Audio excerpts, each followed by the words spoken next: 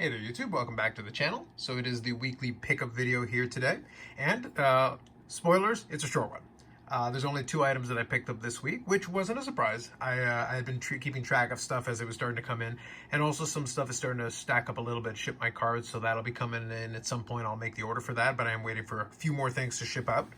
Otherwise, though, it's also been a little bit quieter for the summer as I've been getting a little bit pickier. But there's definitely some quality stuff that's coming in, and definitely a lot of stuff that's falling into that baseball category that I'm talking about.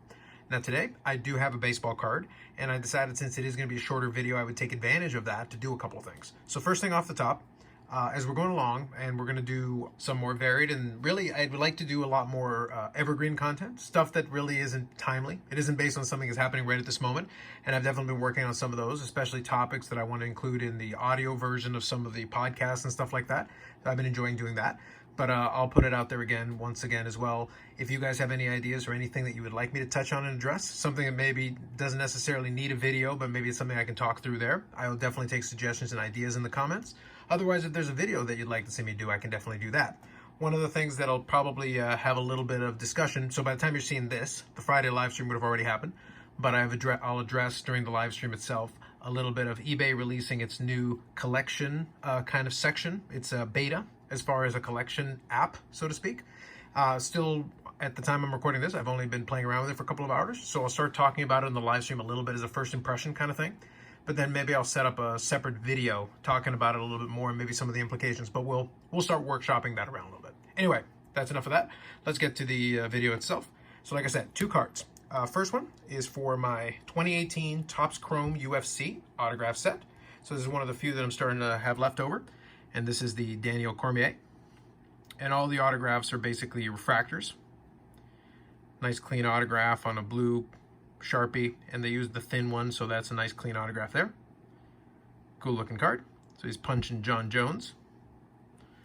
So if you like your mixed martial arts, you're getting 2 pretty good guys here. There we go, it's a little clearer. Very nice. Starting to wind down this, but the last couple have proven to be pretty tough, but I'm happy to add this one to the collection. And then the second item, like I said, short video, but I will get some value out of this here a little bit, is my first ever CSG card. Now, I've talked about the CSG card a little bit, but I thought it would be appropriate to get one in hand to be able to judge it a little bit better, and I picked up this one here. So this is a 2018 Topps Heritage High Number Juan Soto rookie card in a CSG 9.5 with 4 9.5 subgrades. So a couple of things I want to talk about here. So since, like I said, at the tail end, so this is the other card that I picked up this week, and then that's it for pickups. So what I'm going to do, though, is I want to actually take advantage of this since I've got this one in hand, and I want to do a little comparison. So I'll mostly focus on the CSG slab, but I want to do a little comparison since I have apples to apples. It's always nice when we can do that. A PSA 10 of the exact same card. So it's always nice to actually be able to compare, do a little apples to apples comparison. That way we're not talking about 2 different things. So let me adjust the camera here a little bit. There we go. So a couple of things we'll talk about here. One of the things that obviously is a big advantage that CSG has is, the subgrades. It's nice to be able to have that kind of transparency to know what's going on with it. But I've also argued in the past that PSA is in a spot where the subgrades aren't necessarily going to make sense. And I've already explained a little bit before why that is the case, but if I need to at some point again, I can certainly do so. But I wanted to have these 2 beside each other because it makes it a little bit easier to get a little bit of an understanding of what we're talking about. So let me adjust this a little bit just so we can tilt it a little, we can put them beside each other a little bit. One of the things that surprised me a little bit when I actually got it in hand was that despite the proportions being kind of weird when I saw the mock-ups initially when CSG came out, is that the 2 of them are actually pretty close in terms of height. So the CSG is actually not as tall as the PSA, and width-wise, it's a little bit smaller. So physically, it is a smaller slab, surprisingly enough. So you can see there, I'm just putting it against the ground there, but there is a little bit more slab here for the PSA, and it is also in a formerly perfect fit. Now I think it's superior fit sleeve, so that is going to adjust a little bit, but basically they're very close in terms of size. So that surprised me a little bit. And in terms of width here, you can see, you can get a little bit of a sense of that, so hopefully that helps. Now, one of the things that does stand out, so we can definitely have these 2 beside each other there like that. Okay, so let me put this to the side here. Still figuring out how to use these stands properly. There we go.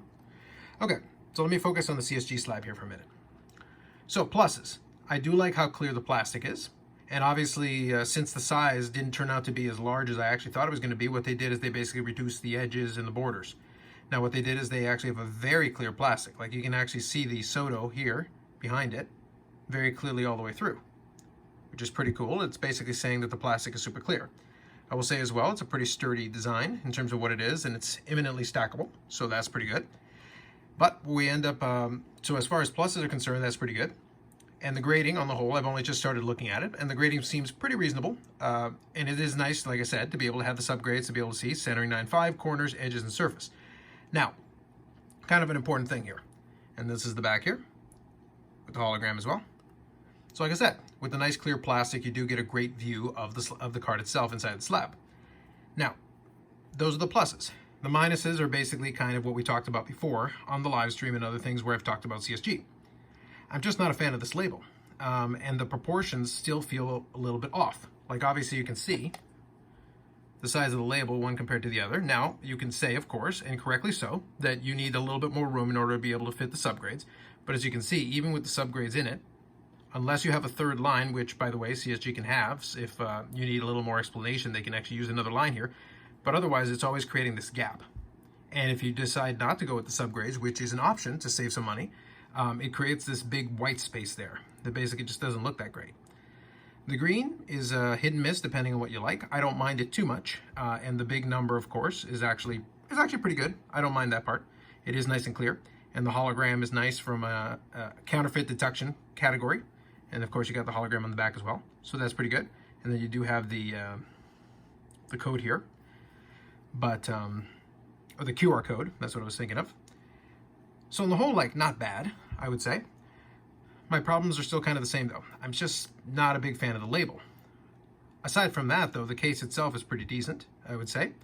And I was able to get this pretty inexpensively. If I can find it and be able to pull it up for you, I'll pull up what I got this one for. It wasn't too bad, and it was pretty reasonably priced in relative terms to what a PSA equivalent PSA 10 would go for. So it is a great option. If as a collector you definitely want to pick one of these up. These kinds of things are pretty good. They still have some work to do. I don't think from a credibility standpoint I'm too worried about for them. I'm just not sure from an aesthetic perspective if this would be my first choice. But again, beggars can't be choosers, and it just kind of depends on what's available out in the market.